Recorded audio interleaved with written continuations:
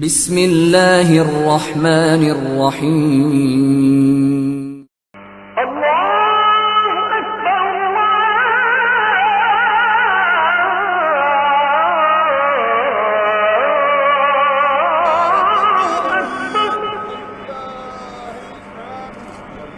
أشهد أن لا إله إلا الله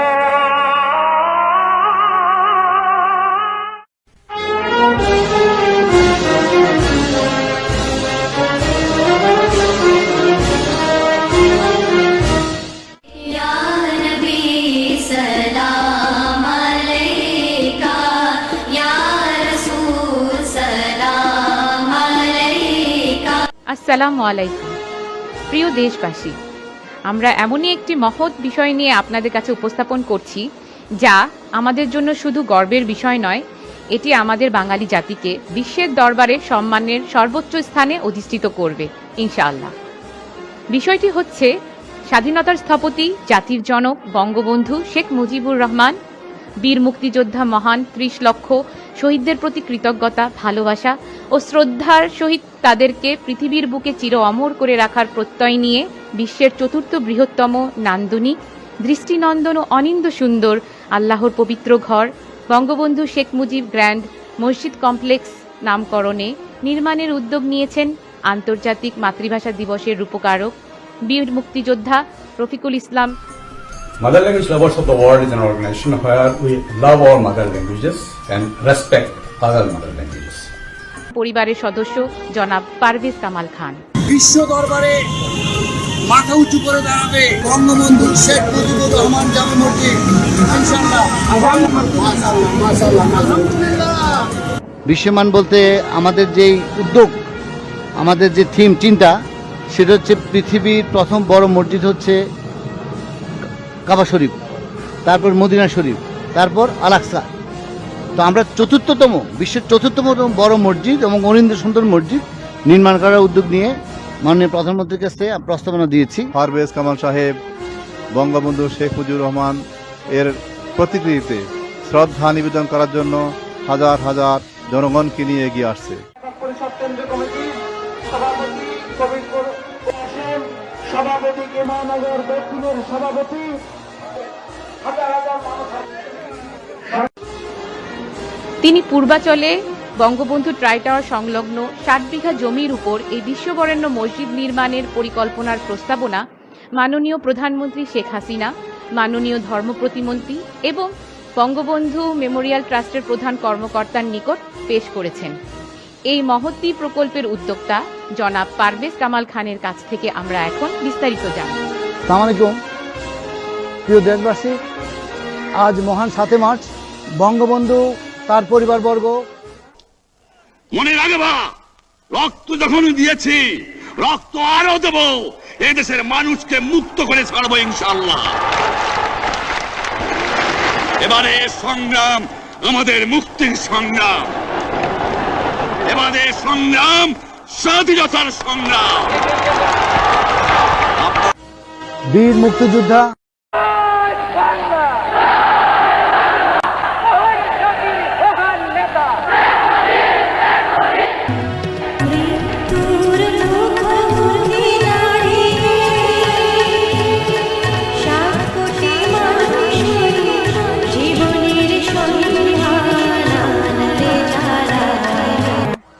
মহান ৩০ লক্ষ শহীদ, ২ লক্ষ সম্ভ্রমারা মা বোন,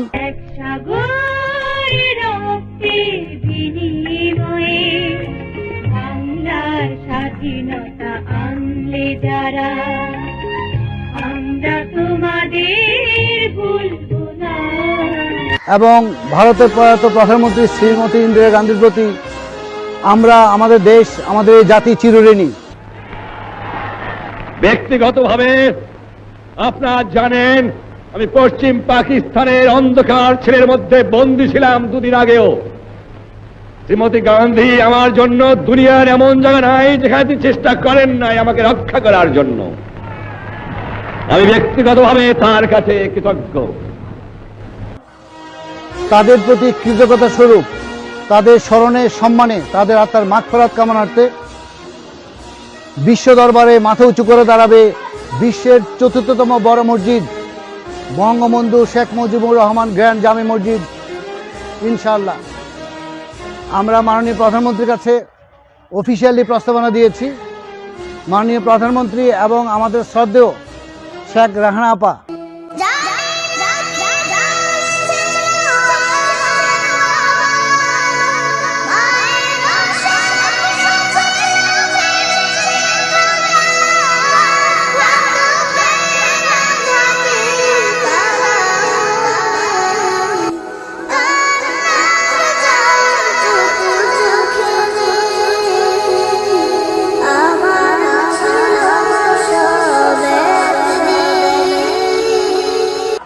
ওনাদের যৌথ তত্ত্বাবধানে তাদের নেতৃত্বে যেন এই বিশ্বমানের মসজিদটি নির্মিত হয়, যেন কোনো রকম অস্বচ্ছতা এবং দুর্নীতি না হয়। আমরা দেশবাসীর কাছে দোয়া চাচ্ছি। আবারও বলছি, বিশ্বের ৪র্থতম বড় মসজিদ বঙ্গবন্ধু শেখ মুজিবুর রহমান গ্র্যান্ড জামে মসজিদ বিশ্ব দরবারে মাথা উঁচু করে দাঁড়াবে ইনশাআল্লাহ। আল্লাহ তাআলা তার এই মহৎ উদ্যোগকে যেন কবুল করে নেয়। জনাব পারভেজ কামাল সাহেব উনি প্রধানমন্ত্রীর কাছে প্রস্তাব দিয়েছেন বিশ্বের মাঝে সর্ববৃহৎ একটা মসজিদ বাংলাদেশে উনি করতে চান, এবং যে মসজিদটা প্রস্তাবনায় আমরা দেখতে পেলাম যে উনি করতে চাচ্ছেন বঙ্গবন্ধু শেখ মুজিবুর রহমান সাহেব ওনার নামে নিজস্ব অর্থায়ন, মিনস ব্যক্তি অর্থায়নে, সরকারি অনুদান ছাড়া ব্যক্তি অর্থায়নে মসজিদ করতে চান। তো প্রথমত উনি বঙ্গবন্ধু শেখ মুজিবুর রহমান ওনার নামে কেন করতে চান, আমরা এই জিনিসটা জানতে চাইব। বিশ্বমান বলতে আমাদের যেই উদ্যোগ, আমাদের যে থিম চিন্তা, সেটা হচ্ছে পৃথিবীর প্রথম বড় মসজিদ হচ্ছে কাবা শরীফ, তারপর মদিনা শরীফ, তারপর আল আকসা। তো আমরা বিশ্বের ৪র্থতম বড় মসজিদ এবং অরিন্দ সুন্দর মসজিদ নির্মাণ করার উদ্যোগ নিয়ে মাননীয় প্রধানমন্ত্রীর কাছে প্রস্তাবনা দিয়েছি, এবং এটাতে লিখছি কি যেটা আমরা নিজস্ব অর্থায়নে করব মাননীয় প্রধানমন্ত্রীর তত্ত্বাবধানে, লেখাটা কিন্তু তাই। এবং এটা আমরা মহানায়ক বঙ্গবন্ধুর নামকরণে কেন, উনি আমাদের এই মুক্তির জন্য উনি ভেবেছেন যে এই দেশ যদি স্বাধীন না হয় তাহলে অর্থনৈতিক মুক্তিটা আমরা পাবো না। আমরা যদি ইতিহাস জানি, ছাত্র জীবন থেকেই সংগ্রাম, আন্দোলন, জেল জুলুম, ওনাকে কিন্তু কোনো কিছুই টলাতে পারেনি। ওনার নেতৃত্বে আমাদের দেশ স্বাধীনতার জন্য উনি ডাক দিয়েছেন, মুক্তিযুদ্ধ হয়েছে। আমাদের বঙ্গবন্ধু কিন্তু সাকসেস, কিভাবে দেশ স্বাধীন হয়ে গেছে, কিন্তু উনি কি পেলেন? উনি যদি আমাদের কথা না ভেবে পাকিস্তানিদের সাথে গোপন আতাত করে শত কোটি টাকা নিয়ে একটা নাটক সাজিয়ে কিন্তু ওয়ার্ল্ডের যে কোনো দেশে কিন্তু ওনার পুরো পরিবার নিয়ে বিলাসিতার জীবনযাপন করতে পারতেন। উনি তা না করে আমাদের দেশে এগিয়ে নেওয়ার জন্য দেশের আপনার রাষ্ট্রীয় ক্ষমতা হাতে নিয়েছেন, জনগণ ওনাকে চেয়েছেন।